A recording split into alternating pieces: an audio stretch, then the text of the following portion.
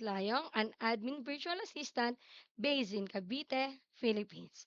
I recently completed a general virtual assistant internship where I gained hands-on experience handling real client tasks like managing email inboxes, scheduling calendars, organizing digital files, and managing workflows using tools like Asana, ClickUp, Trello, and Notion. I also run my own TikTok and Shopee affiliate page where I handle e-commerce listing, customer inquiries, and video creation. I am available to work 40 hours per week on US time zones, and I am looking for a stable, long term opportunity.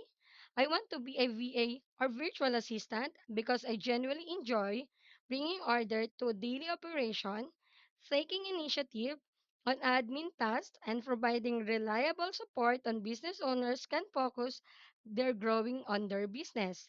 Thank you.